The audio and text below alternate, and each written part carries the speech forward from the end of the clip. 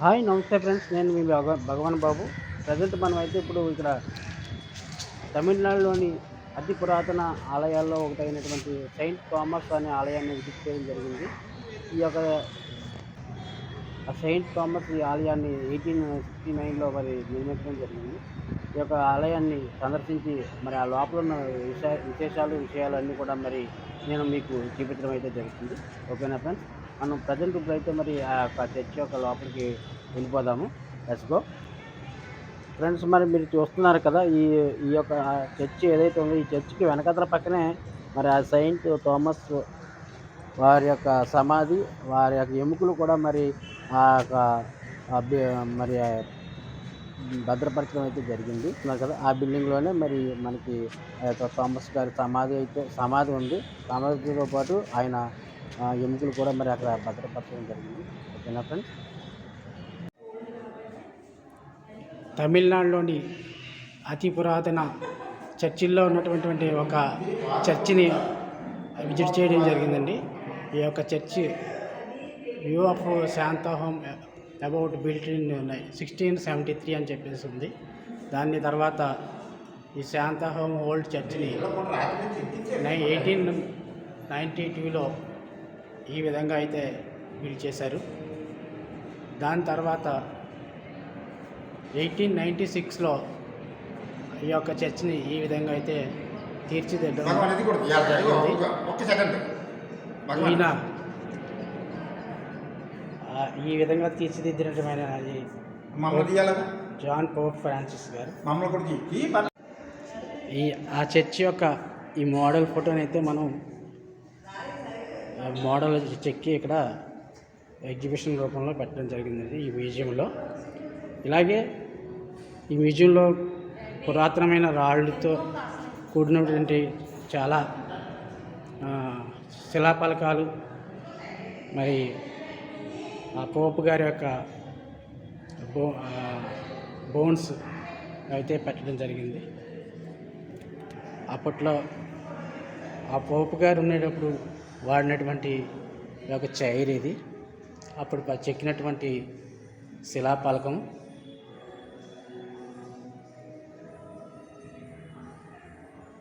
చూసుకోవచ్చు.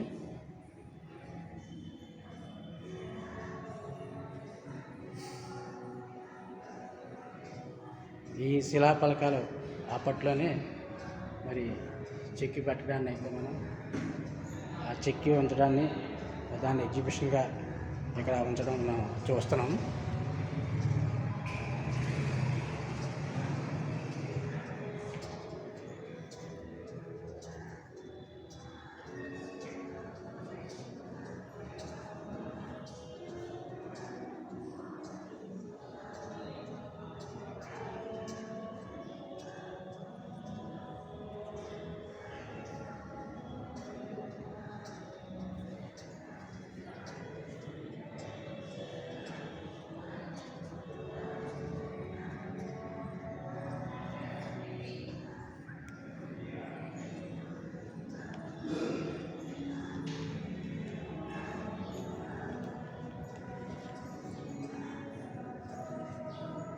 ఇది 1690 అంట.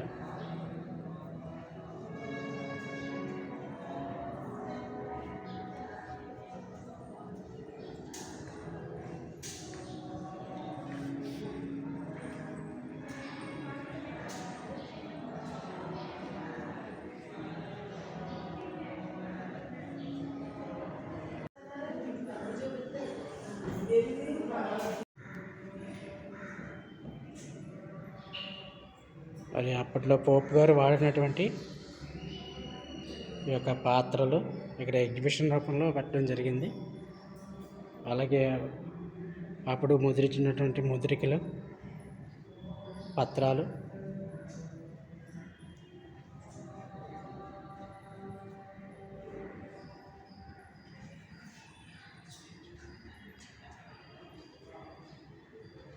బైబిల్స్, పురాతన బైబిల్స్.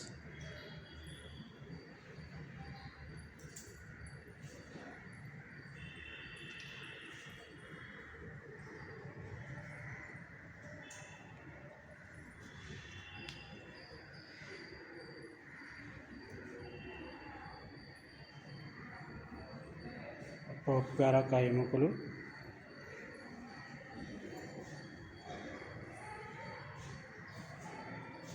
మట్టి పాత్రలు,